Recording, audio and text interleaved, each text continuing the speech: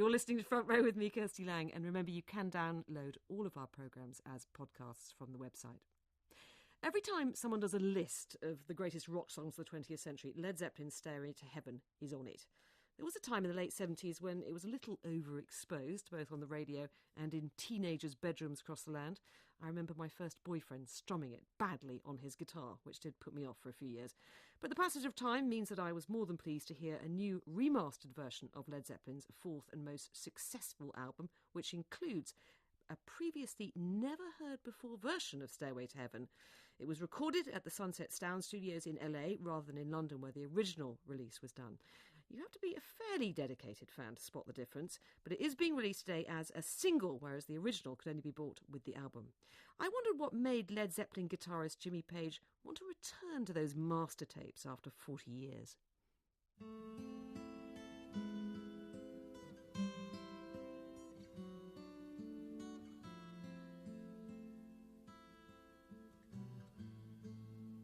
The key to it was that in all the different formats that one can listen to the music to in these days, you've got so many preferences and ways that you can access the music. I didn't think that any of them really matched up to what they ought to match up to. So the key to going back to the original analogue, the master tapes, was to actually come up with a format, product at the end, to suit all of these different areas.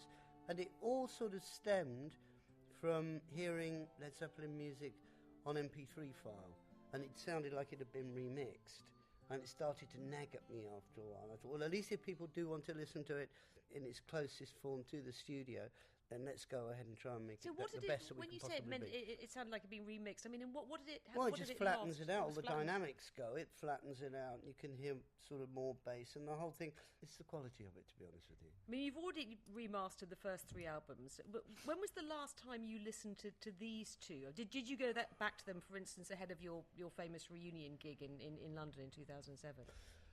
I did listen to some of the original recordings. Yeah, I wanted to make sure I got things right. If I was going to play it, I might have like a new version of it, which we're going to, wait a minute, you didn't play it like that on the original. I wanted to make sure that I was really spot on it. So yeah, I made references back. What's it like listening back after a long time? I mean, is it sort of the musical equivalent of sort of reading your teenage diaries? It is a bit like that, because it's chronological. People would say that Led Zeppelin was a textbook to my life. They'll say to me, and I go, yeah, but it was a textbook to mine too. There's a lady who's sure all that glitters is gold, and she's buying the stairway to heaven.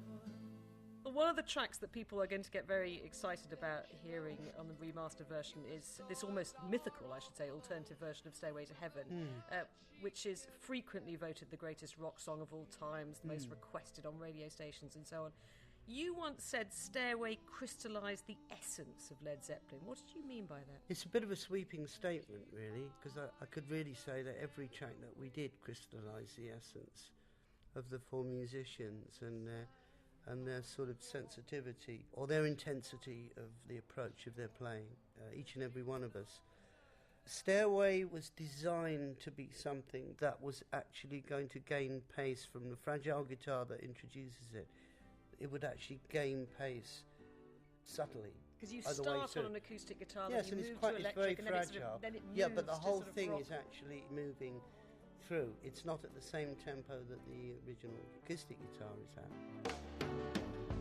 If there's a bustle in your hedgerow, don't be alone there. It's just a sprinkling for the May Queen. Robert, when it was being routined at Headley Grange, Robert was Headley Grange was this country house where... Well, yes, Headley Grange is in Hampshire. Yes, you see, the commitment at Headley Grange was that we were all going to go into a residential house and we were going to record in that house. So all we were going to do was eat, sleep and play music. This was really the only time that we did it in this way.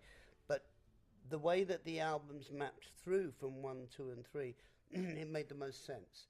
The majority of the fourth album was recorded there, and it was really a place where it was inspiring to actually be there. But it was also inspiring to be together as well, because we were all the concerts that we played change subtly every night, and sometimes quite dramatically every night as well. So to have this possibility of everybody living in and then committing to the work ethic was absolutely right. Robert was sort of sitting down against the wall, and he was just sort of writing and writing and writing, and he came up to sing at one point after we'd been working on it. We got the whole of the structure and everyone's remembering what parts to come in on and not, you know what I mean? He comes in and starts singing, and he's got a major percentage of the lyrics already done at that point. And it's epic. The lyricism of that is epic. The moods that are created as it goes through are all coming to be. And as I say, Robert is just, he's just independent of this. He's just writing and writing. It's like it's automatic writing at this point. He's channeling, you know, and he comes up and starts singing because he's got the picture of it, because he's listening to all the routining. But it's pretty inspired stuff. I think it's inspired all the way through. That whole album is really inspired. Your head is humming and it won't go. In case you don't know, the piper's calling you to join him. And I had the idea for the solo, the introduction, like the fanfare into the solo, and then this sort of leap to the end where it's just really all guns blazing.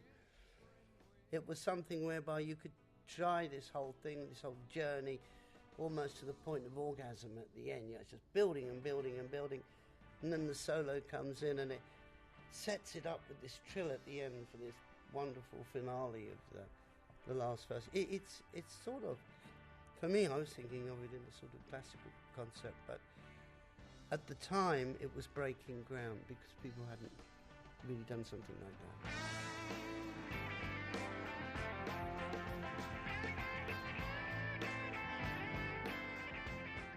The whole thing is flying at that point, not just the guitar solo, everything. If you had all of these songs, when they were recorded, you tried to get the essence of what the spark was of it and capture that in the recording, which is why all of the recordings have got that backbone and character to them. And with Stairway, it was an epic track to do, but we pulled it off. And it's one of those things that it didn't take years and years to do. Probably took sort of an afternoon to record that, maybe. Is that maybe all? a day. Yeah. Gosh, I'm amazed. It's in real time. Yeah. So how many takes would we have done? 3, 4? It doesn't seem very many to me. No, but 3 the or 4 whole takes. Yes, but that's performance. So if once you've limbered up and you're about ready to put on the red light, you ought to have it within 2 or 3 takes, because that should be it.